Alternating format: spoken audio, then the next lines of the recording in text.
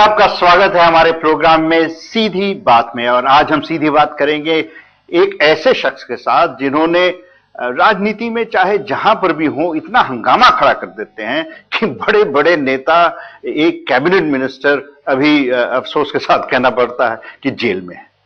वो है हमारे साथ आज सुब्रमण्यम स्वामी। सुब्रमण्यम स्वामी ने नवंबर 2008 में पहली चिट्ठी लिखी थी प्रधानमंत्री को, जिसमें उन्होंने कहा था कि ए राजा के खिलाफ केस होना चाहिए, प्रोसिक्यूशन होना चाहिए। वो चिट्ठी बहुत दिन तक गुमनाम रही, पब्लिक स्पेस में नहीं आई, लेकिन जब जमाना बदला तो वो चिट्ठी का महत्व आज पता चलता जाता है। और आजकल सुब्रमण्यम स्वामी सुप्रीम कोर्ट में बैठे रहते हैं और वही बिल्कुल डिटर्मिनेशन के साथ अपना केस वो आगे बढ़ाते जाते हैं। तो स्वामी साहब, पहले तो हम केस की नहीं बात करेंगे। आप तमिलनाडु से हैं जी, आपकी राजनीति भी तमिलनाडु से शुरू हुई है। एक प्रकार से बंबई से शुरू हुई थी वैसे। चलिए, बट हाँ, ये जो आज इलेक्शन हो रहे हैं असेंबली के, इसमें कौन जीतेगा?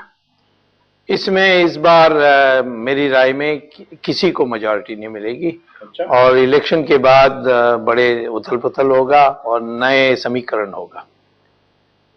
आप इसलिए कह रहे हैं क्योंकि आपके दो चार जो सीट पार्टी के आएंगे, हाँ, उसके साथ आप भी सरकार में चले जाएंगे?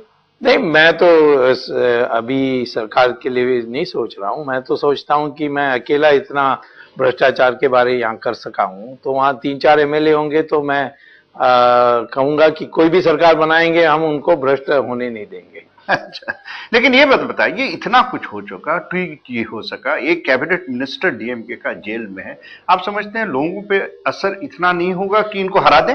नहीं, असर तो होना है, पर मेन प्रॉब्लम है कि जो उनकी प्रतिद्वंदी खड़े हुए हैं जयललिता, उनका भी कोई नाम साफ सुथरा नहीं है। और उनके सहेली जो है शशिकला, वो तो महाभ्रष्ट मानी जाती है, जो वास्तव में पार्टी को चलाती है।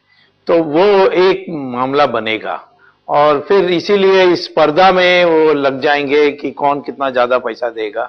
और इसीलिए हम समझते हैं कि जो तीसरा हम खड़े होंगे, पहली बार इतिहास में, यानी ना इसके साथ ना उसके साथ, दो गठबंधन को छोड़ के कोई तीसरा एमएलए जिता सकता है। ये सच्चाई है या सिर्फ आपकी आशा है? आशा तो है ही। मैं तो सच्चाई तो इलेक्शन के बाद ही पता लगेगा। तो मैंने जब लोगों ने करुणानिधि जी को वोट दिया था या डीएमके को वोट दिया था, तो क्या उनको पता नहीं था कि ये भ्रष्ट है? नहीं, वो पता था, इसीलिए, परंतु विकल्प में जयललिता थी। हाँ, तो इसलिए अब जयललिता विकल्प में है। नहीं, अब जयललिता का समस्या ये है कि वो इश्यू 2G का जो मामला बना है, उसको वो प्रचार नहीं कर सकती। उस प्रचार का मैं ही कर सकता हूं। लेकिन आपने तो जयललिता के लिए प्रचार भी किया है। वो एक जमाने में किया था, और वो हमारे मित्र तो हैं ही, परंतु उनके जो आसपास हैं सारे एलटीटी के लोग जुड़ गए, कम्युनिस्ट जुड़ गए। अब दुनिया में कम्युनिज्म फेल हो गई है, अब उनको पकड़ के क्या गठबंधन? आप तो ऐसे फंडामेंटलिस्ट बात करते हैं कि हर कम्युनिस्ट को एकदम खत्म ही कर देना चाहिए, गोली से उड़ा देना चाहिए। नहीं, गोली से नहीं, मैं कह रहा हूँ अपने आप डूब रहे हैं, तो मैं काय को गोली चलाऊं उनके ऊपर। ये जो आज ये पिछले कुछ दिनों में हुआ है, करुणानिधि जी और सोनिया जी के बीच में ये अलायंस के अंदर एक दरार सी पड़ गई है, इसका भी तो असर होगा वोटर पे? है, वो उसमें कांग्रेस का तो अपना अस्तित्व नहीं है। तो वैसे उसको वो जो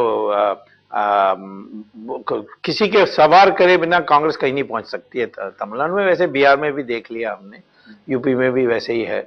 तो कांग्रेस पार्टी के लिए कोई ज्यादा सोचता नहीं है। आम राय बन गई है कि करुणानिधि ने ये सारा ड्रामा किया क्योंकि उसकी बेटी और उसकी बीवी को सीबीआई का समन्स आने वाला है, और उसको रोकने के लिए किया है, और उसमें विफल हो गए हैं।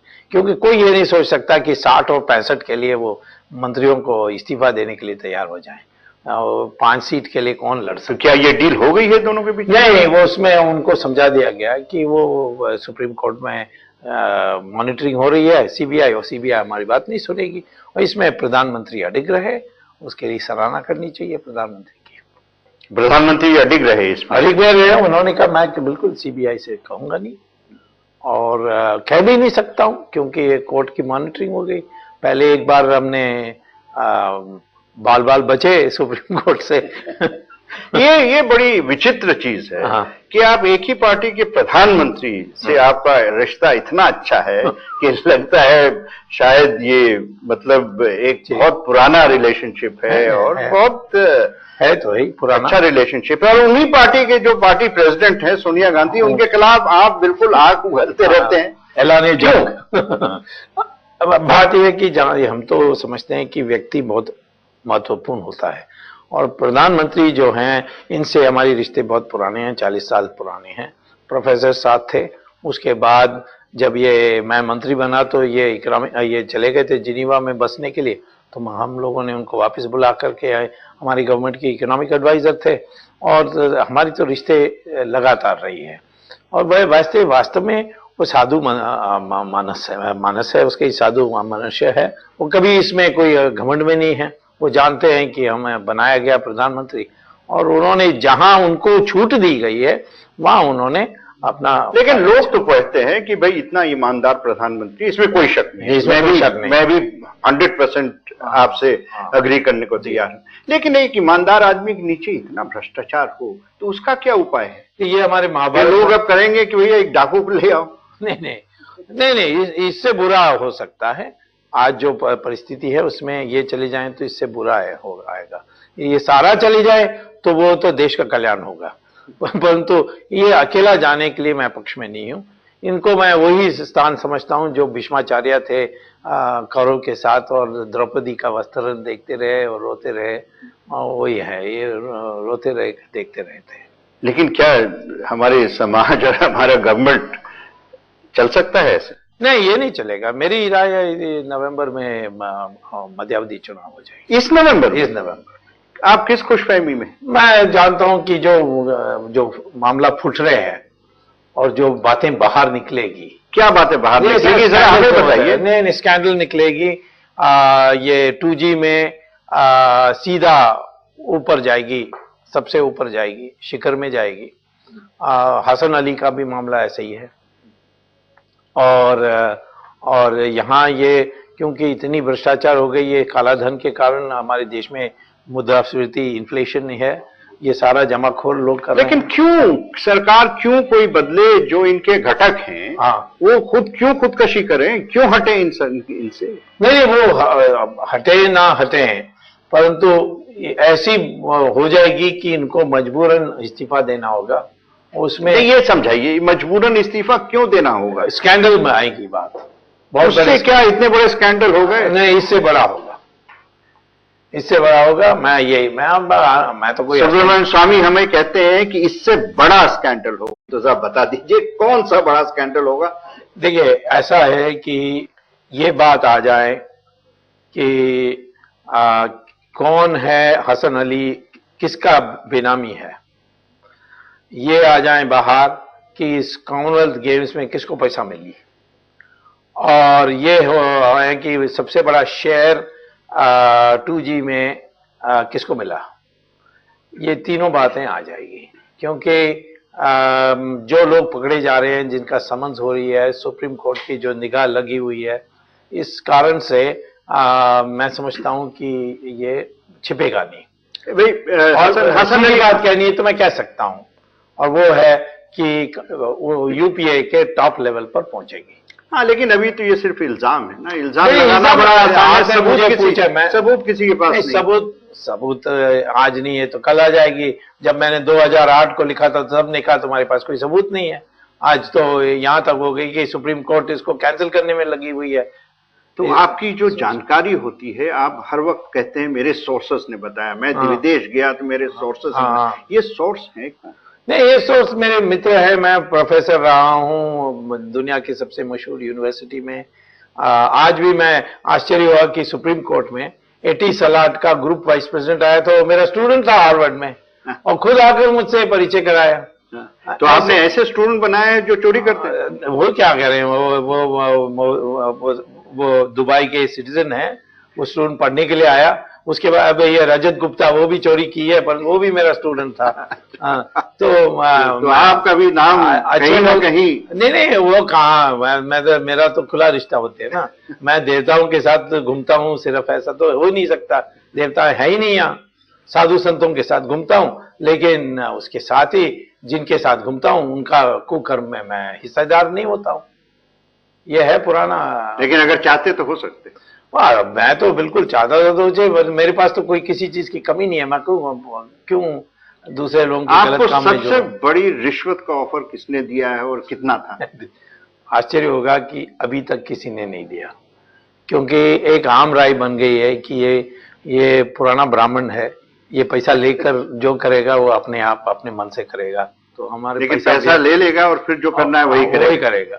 हाँ, वो तो पैसा आपने लिया भी है फिर? नहीं, पैसा किसी ने दिया ही नहीं।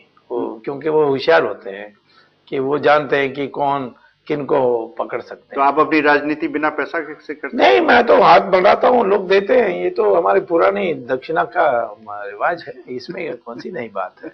लोग दे देते हैं। मेरा जो आवश्यकता है वो भी ज्यादा नहीं है। तो स्वामी साहब ये बताइए, 1989 में क्या आप कांग्रेस ज्वाइन करने वाले थे? नहीं, बिल्कुल नहीं। एक ही समय था जब कांग्रेस के बारे में, 2 बार थे जब मुझे कांग्रेस का अंदर कांग्रेस में शामिल होने की बात आई थी। एक जब राजीव गांधी थे अपोजिशन लीडर, और 1991 में चुनाव होने वाला था, तो उन्होंने मुझसे सीधी बात कहा कि मैं आपको पसंद करता हूं। हम दोनों, आप तो जानते ही हैं, आप उनको भी उतना अच्छा ही जानते थे जितना मैं जानता था। तो उन्होंने उस समय कहा था, तो मैंने कहा कि मैं बीच में चंद्रशेखर को नहीं छोड़ सकता इलेक्शन के बाद। तो उन्होंने कहा कि वचन करते हो? मैंने कहा वचन करता हूं कि इलेक्शन के बाद आपकी गवर्नमेंट बनेगी तो मैं उसमें शामिल होऊंगा। तो परंतु उनकी देहांत हो गई। अच्छा, उसके बाद नरसिम्हा राव ने कहा था। नरसिम्हा राव के लिए मैंने एक संत को पूछा, शंकराचार्य कांची, जो ये जयेंद्र सरस्वती ने, इनके गुरु जो 100 साल रहे थे, जिनको भगवान मानते थे, उन्होंने कहा कि कभी कांग्रेस में मत जाना। तो इसीलिए मैंने कांग्रेस में नहीं गए थे। परंतु चलिए, वो अलग बात है। लेकिन एक कुछ लोग नहीं जानते, ये तो जानते हैं आपके बारे में, एक नहीं जानते कि आप चीन के ऊपर बहुत स्पेशलाइज कर चुके हैं। आपकी एकेडमिक वर्क चीन के ऊपर विदेश विदेश में मशहूर है। सिर्फ वक्त नहीं है, छोटा सवाल, हिंदुस्तान और चीन 10 साल बाद किस स्थिति में रहेंगे, इनके दोनों मुल्कों के मतलब अगर कंपेयर किया जाए तो? हम तो ओवरटेक कर जाएंगे, क्योंकि चाइना का फाइनेंशियल सिस्टम इतना बुरा है। हमारे में फिनेंसिस में बुरी तरह काम हो रहे हैं, अच्छे काम नहीं हो रहे, जैसे पार्टिसिपेटरी नोट्स, ये सारा काला धन। पर सिस्टम जो है वो टॉप क्लास है। इस बार वो अमेरिका का क्राइसिस हमारे ऊपर कोई असर नहीं होता यदि हम पार्टिसिपेटरी नोट्स नहीं होते। ये पार्टिसिपेटरी नोट जो बाहर जाती है हवाला के जरिए और वापस आ जाती है। आप अपने आप को कभी फाइनेंस मिनिस्टर ऑफ इंडिया के रूप में देखते हैं? मैं तो मिनिस्टर रह चुका हूं, अब ऊपर ही सोच सकता हूं। ऊपर वाला के ऊपर? नहीं के ऊपर नहीं सोच सकता कि आप प्रधानमंत्री बनेंगे? अब वो कौन कह सकता है प्रधानमंत्री? देवेगौड़ा बन गया, मुंदर कुमार गुजरात अगर देवेगौड़ा बन गया तो आप क्यों नहीं बन सकते? प्रिसाइसली। ये तो स्वामी साहब, इसको तो प्रारब्ध कहते हैं, डेस्टिनी। स्वामी साहब, वक्त हमारे हाथ से निकल गया है, मान लीजिए। आखिरी सवाल, आपके जो फेवरेट प्राइम मिनिस्टर हैं कौन है? मोरारजी देसाई? मुश्किल है एक ने। मोरारजी देसाई जरूर, क्योंकि वो उनका जो कथनी और करनी में कोई फर्क नहीं था। और दूसरा था चंद्रशेखर, वो निर्णायक थे। बिल्कुल बिल्कुल, ये दोनों मुझे बहुत पसंद है। और मनमोहन सिंह? मनमोहन सिंह एक मनुष्य के नाते हम उसकी आदर करते हैं। तो स्वामी साहब, बहुत बहुत धन्यवाद आपका। आपके साथ बात करके मजा भी आया। आपको भी जरूर मजा आया होगा, आपकी भी टिप्पणी होगी। आप जानते हैं कैसे हमारे पास आप पहुंचे। हमारा ईमेल एड्रेस है sb@aajtak.com। फिर आपसे मुलाकात होगी, तब तक देखते रहिए आज तक।